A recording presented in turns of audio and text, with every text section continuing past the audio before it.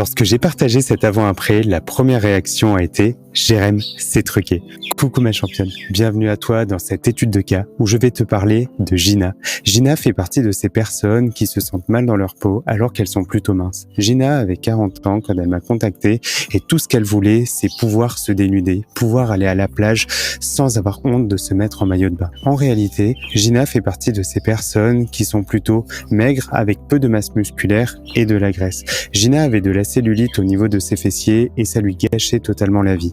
Donc j'ai à cœur aujourd'hui de t'expliquer que ton corps est une magnifique pâte à modeler qui se forme, se déforme et se transforme en fonction de tes choix et de tes comportements. Gina était peu sportive, elle s'était jamais plongée dans le milieu du fitness et j'ai dû l'initier à cette pratique. Et donc la première chose que j'ai fait, c'était d'analyser la condition physique de Gina. J'ai analysé sa répartition des graisses et son pourcentage de masse grasse. Reste bien jusqu'à la fin de cette vidéo parce que tu vas repartir avec un plan d'action précis pour avoir un fessier ferme et galbé. Mais avant de te plonger au cœur de cette étude de cas, je t'invite à recevoir mon guide de la transformation physique que tu retrouveras directement en lien dans la description. Ce guide va te permettre d'y voir beaucoup plus clair sur le chemin à entreprendre pour construire un corps plus harmonieux, un corps dans lequel tu te sens bien, tout en créant une relation saine, apaisée et épanouie avec ton alimentation. Je vais te présenter toute la planification que j'ai mis en place pour Gina dans le but de l'aider à construire ses fessiers. Donc la construction d'un fessier, ce qu'il faut comprendre, c'est que le fessier est un groupe musculaire qui contient 3 muscles principalement. C'est le grand fessier, la partie la plus visible des fessiers. On a le moyen fessier qui se situe sur la partie supérieure haute du fessier et on a le petit fessier. Le petit fessier, on va pas l'aborder dans cette vidéo tout simplement parce qu'il n'est pas visible, parce qu'il se cache sous les 2 autres muscles. Partant de ce principe-là, ce qu'il faut savoir, c'est que pour développer ses fessiers, il faut principalement s'entraîner en musculation. C'est-à-dire que on ne peut pas changer sa répartition des graisses, on a notre génétique qui est personnelle. Il y a certaines personnes qui vont stocker de façon harmonieuse de la graisse au niveau des fessiers. Ces personnes-là ont plutôt de la chance. Et il y en a d'autres qui vont plutôt stocker au niveau des hanches, ou au niveau du ventre, ou au niveau des cuisses. Partant de ce principe, les 2 choses qui nous restent à notre disposition, c'est de manager l'apport calorique pour pouvoir potentiellement diminuer son pourcentage de masse grasse et essayer d'augmenter sa masse musculaire. Ça, c'est quelque chose qu'on peut manipuler sans aucun problème. La répartition des graisses, elle est une fois de plus génétique, on ne peut pas y toucher. Et elle fait partie de ce genre de personne qui n'est pas comprise par la majorité des gens parce que elle était plutôt mince. On lui disait que pour 40 ans, elle était plutôt bien en forme et qu'elle a eu des enfants et que c'était tout à fait ok, sauf qu'elle se sentait mal dans sa peau. Tout simplement parce qu'elle était mince, mais le peu qu'elle avait, c'était de la graisse. Alors que ce qu'elle voulait, c'est avoir un fessier plus galbé. Elle complexait énormément par rapport à son sous-fessier, donc le bas de ses fesses ici, et c'est là-dessus qu'elle voulait plus mettre l'accent. Donc la première chose que j'ai fait, c'était déjà d'analyser sa condition physique. J'ai regardé sa répartition des graisses et les déséquilibres musculaires. Quand j'ai vu sa condition physique, je me suis dit qu'il fallait absolument élargir son dos, de sorte à pouvoir marquer le plus possible sa taille et développer ses fessiers. En fait, il faut comprendre que ce qui donne un look plus ou moins athlétique, c'est pas une question de masse musculaire, c'est une question avant tout de proportion.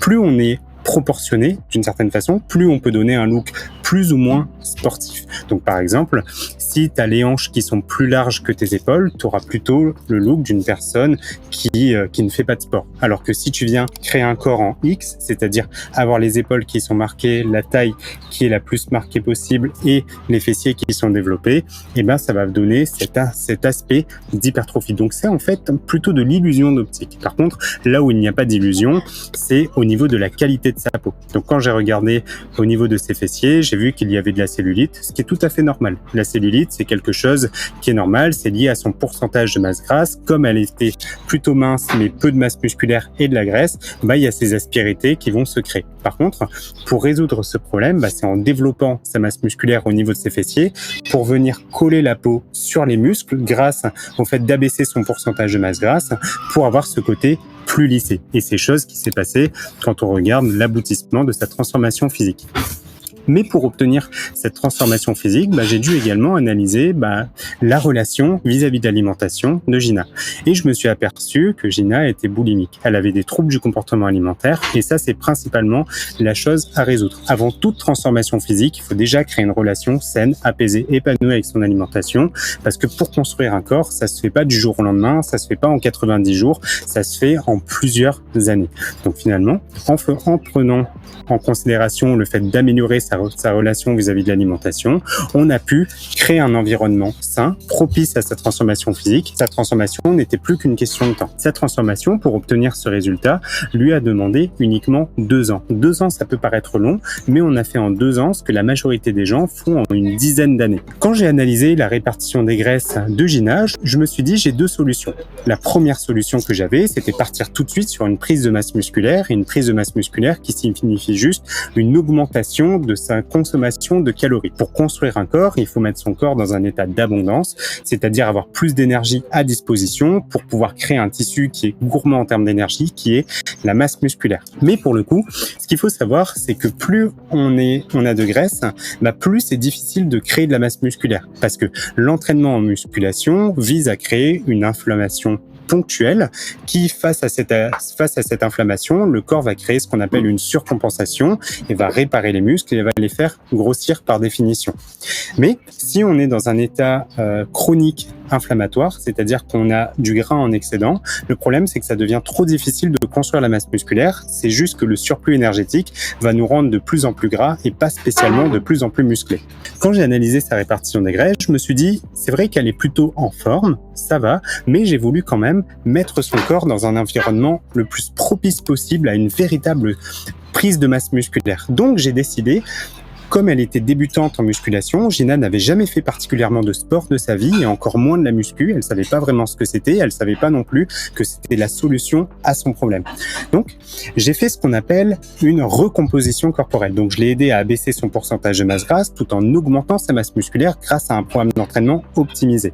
Mais cette recomposition corporelle a opéré principalement grâce à la nutrition. Donc, j'ai mis en place un léger déficit calorique. Gina a mangé 30% moins de calories que ce dont son corps a besoin. J'ai optimisé son apport en macronutriments. Gina ne mangeait pas suffisamment de protéines avant de m'avoir rencontré et je lui ai donné une fourchette de macronutriments parce que c'est comme ça que je préfère fonctionner plutôt que de manger absolument le même nombre de calories ou le même nombre de protéines tous les jours. C'est frustrant, c'est pas très flexible. J'ai préféré lui donner une fourchette. Donc elle consommait entre 1200 et 1400 calories pour avoir son déficit de 30% et sa fourchette de protéines se situe entre 1,8 g de protéines par kilo de poids de corps et par jour et 2,1 g de protéines par kilo de poids de corps et par jour. Les études sont claires sur le sujet. Au-delà de 2,1, 2,2 g de protéines, ça sert plus à grand chose. Et en dessous d'1,8, on manque un coup d'opportunité. Ça veut pas dire que c'est impossible, mais ça veut juste dire que c'est pas ce qu'il y a de plus optimal si on veut obtenir en tout cas ce genre de résultat. Grâce au déficit énergétique, Gina a pu abaisser son pourcentage de masse grasse et comme son programme d'entraînement était optimisé, je lui ai pas dit t'es en sèche donc tu vas galérer à l'entraînement. Non, je lui ai dit je vais t'apprendre à t'entraîner sérieusement. Je l'ai appris à progresser au fil de ses séances. Donc Gina s'est entraînée en cherchant à progresser au fil de ses séances sur chacun de ses mouvements. Elle a pu construire de la masse musculaire tout en abaissant son pourcentage de masse grasse. Une fois qu'elle avait atteint un pourcentage de masse grasse relativement acceptable, qu'on s'aperçoit qu'elle a vraiment un corps totalement différent en 2 mois, mais elle n'a perdu sur le papier à peine 1,5 kg. Mais une fois qu'elle était dans cette condition physique, chercher à recontinuer la recomposition corporelle, c'est-à-dire chercher à continuer de perdre de la graisse pour construire ses fessiers, c'est clairement pas la meilleure stratégie à adopter.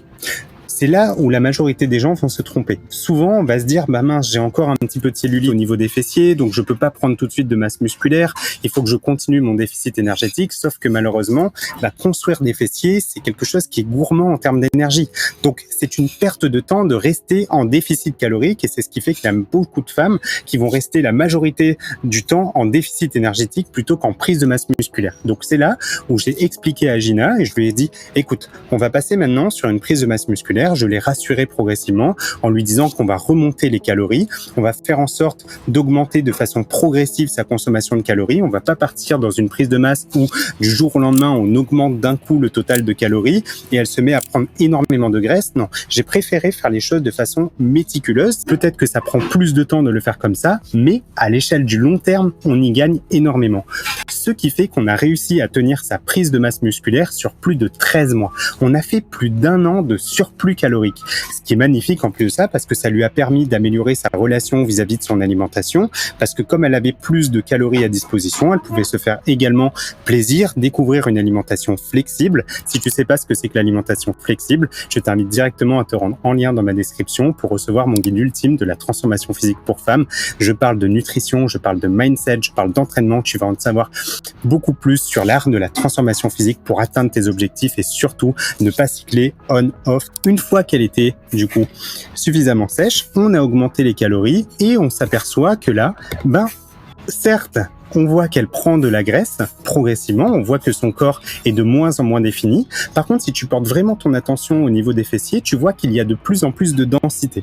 On voit qu'il est de moins en moins plat, il est peut-être plus gras, mais on voit qu'en dessous de la graisse se cache de la masse musculaire. Jusqu'au moment où on a pris la décision de cesser la prise de masse musculaire. Alors déjà, psychologiquement parlant, parce que ça devient difficile à un moment donné pour soi de se voir grossir autant, de voir qu'on prend autant de graisse, en sachant que ça a augmenté la cellulite qu'elle pouvait avoir au niveau des fessiers et au niveau des ischio-jambiers, c'est là où elle stockait le plus. À un moment donné, quand on prend trop de graisse, on augmente les niveaux d'inflammation et on a plus de mal à progresser à l'entraînement.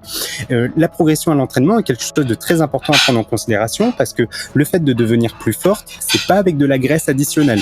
Si en surplus calorique, tu ne deviens pas plus forte, ça veut juste dire que tu prends plus de graisse que de masse musculaire. Par contre, que tu sois en déficit calorique ou en surplus calorique, si tu deviens de plus en plus forte, c'est bien avec de la masse musculaire. Donc ça, c'est très rassurant. Et ce qu'il faut savoir, c'est qu'elle a progressé à l'entraînement et d'un coup, ça a commencé à ralentir. Elle avait du mal à progresser parce que les niveaux d'inflammation étaient beaucoup trop élevés. Et c'est à ce moment-là qu'on a pris la décision de cesser la prise de masse et de partir sur un déficit calorique. Et c'est à ce moment-là que je vais te demander de faire très attention. Parce que malheureusement, quand on se sent mal dans sa peau, on veut absolument que les choses changent. On est prêt à tout, on est prêt à prendre des pilules, on est prêt à réduire sa consommation de calories, à se priver d'aliments qu'on aime en se disant mince, il faut que je perde du poids. Et c'est clairement la pire stratégie à adopter, surtout après une prise de masse musculaire. Une prise de masse musculaire, c'est comme un investissement financier, c'est-à-dire que ça t'a coûté en termes d'énergie, en termes de physique, en termes d'acceptation de soi, en termes d'entraînement. Et quelque part, si tu viens tout de suite réduire ta consommation de calories en mode je dois maigrir, je dois perdre du poids et que tu cherches absolument à perdre le plus de poids possible, il y a de fortes chances que tu partes dans une dynamique extrême qui te fait perdre également de la masse musculaire. Donc, c'est là où les coachs vont te dire que c'est normal que lors d'un déficit calorique, tu perdes de la force, que tu aies moins d'énergie. C'est la pire chose qui puisse t'arriver. Si c'est le cas, fais très attention, c'est que quelque chose ne va pas. Tu devrais, au cours d'un déficit calorique, avoir de plus en plus d'énergie parce que ça diminue tes niveaux d'inflammation et tu devrais toujours chercher à progresser pour devenir plus forte. Donc, on a réduit progressivement, aussi progressivement que lors de la prise de masse musculaire, le déficit calorique de Gina. Et le seul cardio qu'on a rajouté, c'est clairement pas d'aller courir. C'est la pire chose que je puisse te recommander si tu souhaites en tout cas garder les fessiers le plus rond possible et le plus galbé possible.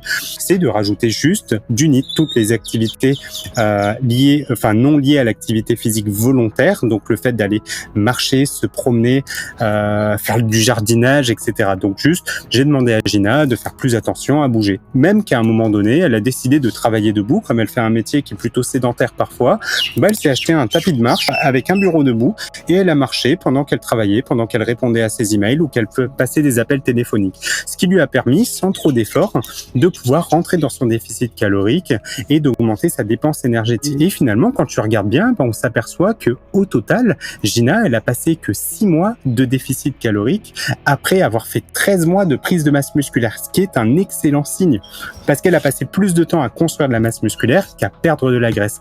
Et on a réussi, si tu regardes bien par rapport à sa première photo, elle pesait 51,1 kg et la dernière photo où elle pesait exactement 51,1 kg, j'ai pris des photos à même poids, de sorte à ce que tu vois la totale différence en termes de composition corporelle. Là, on voit une recomposition corporelle presque parfaite. Elle a pris beaucoup plus de masse musculaire, elle a perdu beaucoup plus de graisse. Donc ça veut juste dire qu'à poids égal, si elle a plus de masse musculaire et moins de graisse, ça veut dire que son métabolisme est supérieur. Donc ça, même pour ses marqueurs de santé, c'est extrêmement important parce que ça veut dire qu'elle peut manger encore plus de calories qu'avant sans prendre de graisse. Et ça, c'est ce que je t'invite à faire, à ne pas chercher à perdre absolument du poids quand tu vas faire ce déficit calorique ou à chercher absolument à prendre du poids quand tu vas chercher à faire ton surplus calorique. Ton seul but, c'est de devenir toujours de plus en plus forte et de faire bouger le moins possible ton poids. Donc évidemment qu'elle a pris plus de 10 kilos sur sa prise prise de masse musculaire, ce qui était quelque chose de nécessaire pour construire suffisamment de tissu maigre. Et au final, elle est retournée à son poids d'avant. On pourrait se dire que c'est une régression, mais pourtant pas du tout, parce qu'elle a un physique littéralement métamorphosé. Maintenant, ce que tu dois savoir, c'est que la composition corporelle, c'est quelque chose d'extrêmement personnel. Gina voulait absolument développer beaucoup ses fessiers et elle voulait qu'on travaille son fessier sous forme de pêche. Elle voulait qu'on travaille un fessier arrondi, bien galbé. Donc pour ça, j'ai mis le travail au niveau du sous-fessier. Donc c'est là où il fallait mettre le plus l'accent. Donc notamment avec des exercices d'extension de hanches, comme par exemple du Romanian deadlift, du pull through, du hip thrust. On a fait également des exercices de type squat, ce qui était important parce que ce que je voulais absolument, c'est qu'elles deviennent de plus en plus fortes. Je voulais que ce soit des exercices qui soient challengeants. Et c'est ça le problème aussi que je reproche, là où les influenceurs vont toujours te dire, tu prends des petits exercices et tu fais brûler tes fessiers, tu dois brûler des fessiers pour les sentir. Non, Gina n'avait pas à brûler ses fessiers, son programme était relativement simple. Il fallait juste qu'elles deviennent de plus en plus fortes à tel point qu'à force de progresser, sur la fin de sa transformation physique, elle était capable de lever plus de 140 kilos au hip thrust alors qu'elle avait jamais de sa vie fait de musculation. On a commencé pendant le confinement, donc là l'option de la salle de sport ne se posait même pas, mais elle aurait pu continuer de s'entraîner à la maison sans aucun problème en s'achetant du matériel progressivement, des élastiques de résistance supérieure, des haltères de résistance supérieure, acheter des barres, etc. On aurait pu rajouter du matériel pour s'entraîner à la maison sans problème. Mais comme elle voulait s'épanouir dans ce sport, elle voulait avoir plus de variété sur ses exercices, c'est là où la question d'aller à la salle était quelque chose d'extrêmement pertinent. Pour la construction de son programme d'entraînement, on a fait en sorte que ce soit relativement simple. Au début, Gina s'entraînait entre 4 et 5 fois par semaine, avant quand elle a commencé à mes côtés, et progressivement, on est allé jusqu'à 7 séances d'entraînement par semaine. On est parti jusqu'à 7 séances d'entraînement parce qu'elle voulait grandement accélérer le processus. Elle adorait ça, ça lui permet de se vider la tête. Elle préférait s'entraîner fréquemment, donc 7 fois par semaine, mais pas longtemps. Elle souhaitait que ces séances soient relativement courtes, de sorte à ce qu'elle soit moins fatiguée à l'entraînement, mais qu'elle soit dans des hauts niveaux d'efficacité. Donc par rapport à son programme d'entraînement, moi ce que je recommande pour l'hypertrophie des fessiers, c'est de travailler des exercices d'extension de hanches qui vont majoritairement travailler le grand fessier. Ça va être des squats, différentes variantes de squats, ça va être différentes variantes d'extension de hanches comme du rounded back extension, du hip thrust, du pull through, etc. Et on a travaillé aussi des exercices d'isolation comme du kickback, comme des abductions de la hanche. Les exercices d'abduction ont pour but de mettre encore plus l'accent sur le haut des fessiers. Si je dois te donner un bon pourcentage, un bon ratio pour choisir tes exercices pour les fessiers, j'aurais tendance à te recommander d'être à 80% de ton programme sur des exercices polyarticulaires de type squat et de type extension de hanche et 20% d'isolation pour ajouter des exercices accessoires. Donc là, des abductions de la hanche, des kickbacks, etc. Il existe plein d'exercices. Sache qu'il n'y a pas un exercice mieux qu'un autre. On va dire qu'il y a des exercices qui vont être un peu plus intéressants pour toi d'un point de vue de l'hypertrophie musculaire. Il y a des exercices qui vont plus travailler l'arrière de tes cuisses, d'autres qui vont travailler plus l'avant de tes cuisses.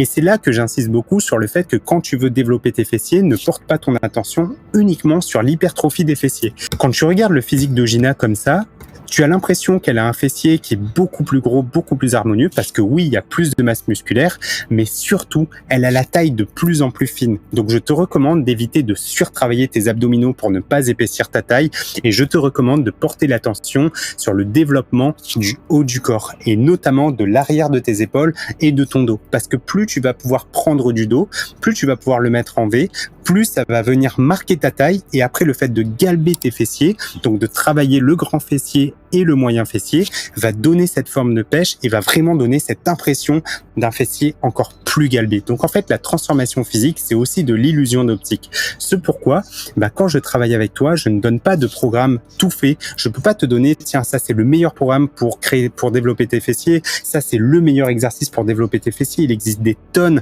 d'exercices. C'est d'ailleurs pour ça que en lien dans la description, tu vas retrouver un article que j'ai rédigé sur l'étude de cas de Gina et tu y retrouveras un exemple de son programme programme d'entraînement, que ce soit à la salle et à la maison, de sorte à ce que tu puisses te l'approprier.